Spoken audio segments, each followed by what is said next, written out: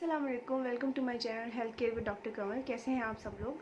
पिछली वीडियो में जिस तरह से आपने देखा कि मैं डिस्कस कर रही थी कोरोना के रिलेटेड, कोविड-19 के रिलेटेड कि किस तरह से ये फैलता है, किन लोगों में ज़्यादा इसके चांसेस होते हैं और क्या क्या अलामात इसमें आती हैं। अब आज फर्दर मैं आपसे बात करने जाऊँगी कि किस तरह हम कौन से प्रोटेक्टिव मेजर्स हैं जिनको लेते हुए हम इससे बच सकते हैं मैक्सिमम तरीके से।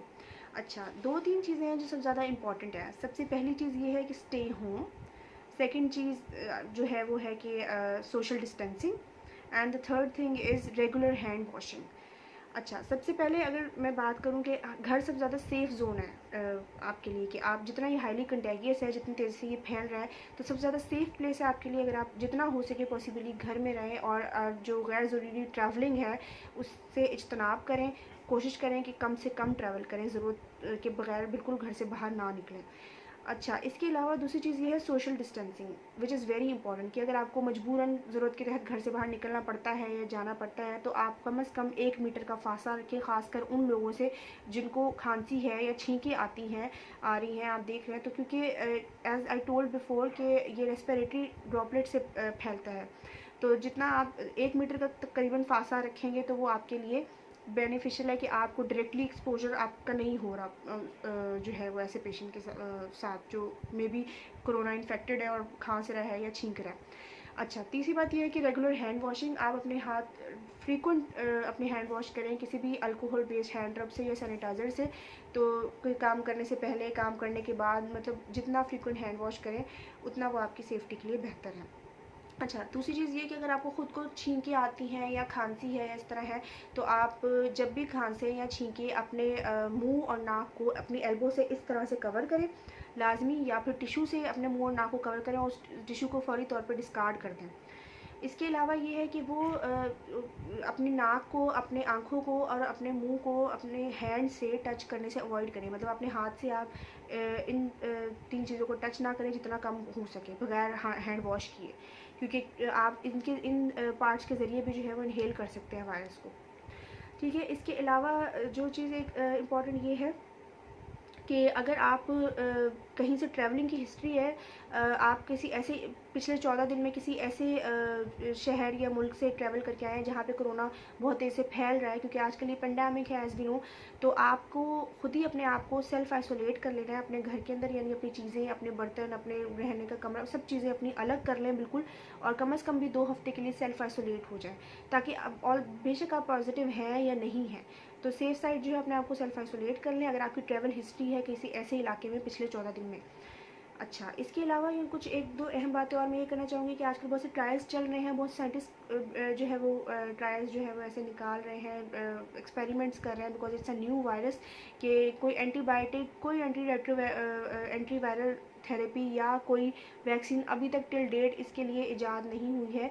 तो जो कोविड-19 है वो ट्रीटेबल नहीं है, इन चीज़ों से प्रिवेंटेबल नहीं है, ना एंटीबायोटिक से, ना कोई एंटीवायरल ड्रग से, ना ही कोई वैक्सीन इसके लिए अब तक बनी है। एंटीबायोटिक्स जो है बेसिकली बैक्टीरिया के अगेंस्ट काम करती हैं, वायरस के अगेंस्ट काम नहीं करती। तो डू नॉट थिंक कि ये चीज़ें जो हैं या ये मेडिकेशंस जो हैं या कोई भी ड्रग इसको प्रिवेंट करता है। टिल डेट अभी तक ऐसा कोई अप्रूव्ड रिकमेंडेड ड्रग नहीं है। और अब मास्क के हवाले से मुझे एक बात ये करनी थी कि मास्क का ये है कि लोगों को होता है कि कब पहने, कब हम किन कंडीशंस में पहने, किन लोगों को पहनना चाहिए। तो मास्क का ये है कि अगर आप खुद इल हैं, आप बीमार हैं, आपको खांसी है या आपको छींके है, तो आपको मास्क लाजमी तौर पे पहनना चाहिए ताकि आप दूसरों को इन्फेक्शन ना पहुँचाएँ। और वो लोग खासकर जो बीमार लोगों से ऐसे डील करते हैं, कोई केयर टेकर्स हैं या कोई हमारी जो पैरामेडिकल स्टाफ हैं, डॉक्टर्स हैं, हेल्थ प्रोफेशनल्स हैं, उनको लाजमी पहनना चाहिए, क्योंकि ज़ाहिर है वो भी एक्सपोज होते हैं ऐसे मरीज़ों से, और देन वी नेवर नो कि कौन सा पेशेंट जो है वो पॉजिटिव होगा। ठीक है, अब एंड करना चाहूँगी अपनी डिस्कशन का एक इस इम्पॉर्टेंट बात से कि काफ़ी औरतों को ये कंसर्न है, जो प्रेग्नेंट औरतें हैं या ब्रेस्ट फीडिंग मदर्स हैं जो दूध पिलाती हैं, कि उन पे क्या असरात हैं कोविड-19 के। तो अब तक जी जो रिसर्च है या जो चीज़ें हुई हैं उसमें प्रेग्नेंट औरतों को कोई एडिशनल रिस्क नहीं है कोरोना वायरस से, उनका भी उतना ही रिस्क है, उसी तरह का रिस्क है जैसे आम बाकी लोगों में इसके फैलने का रिस्क है। बस फ़र्क ये है कि अब नेचुरली इम्यूनिटी कम हो जाती है प्रेगनेंसी में, तो उसकी वजह से ज़ाहिर है प्रेग्नेंट औरतें भी ज़्यादा इम्यून होती हैं, ज़्यादा प्रोन होती हैं इस इन्फेक्शन के लिए, जैसे ओल्ड एज लोग होते हैं या बच्चे होते हैं, और इसको कोई एडिशनल रिस्क नहीं है, ना इसकी कोई वर्टिकल ट्रांसमिशन की हिस्ट्री, यानी कि माँ से बच्चे में फैलने की डिलीवरी के दौरान या इस तरह से कोई ऐसी अभी तक केस रिपोर्ट नहीं हुआ है। इसी तरह से मदर्स जो है ब्रेस्ट फीड करा रही हैं वो भी टोटली सेफ़ है, ब्रेस्ट फीड करा सकती हैं, बल्कि उनको कराना चाहिए ताकि न्यू बॉर्न की इम्यूनिटी, क़ुव्वत मुदाफ़त अच्छी हो, स्ट्रॉन्ग हो, और उसको मैक्सिमम प्रोटेक्शन मिले। अच्छा, इसी के साथ मैं अपनी डिस्कशन वाइंड अप करूँगी, और एक बात और कहना चाहूँगी कि कोरोना वायरस यानी कोविड-19 से जो है वो 100% फेटल नहीं है। वो बहुत से 80% केसेस में खुद ब खुद रिकवर हो जाता है। हाँ, ये जानलेवा हो सकता है अगर ये बहुत ज़्यादा सीवियर कंडीशन में प्रेजेंट किया है, लेकिन हर मरीज़ में ये जानलेवा नहीं होता।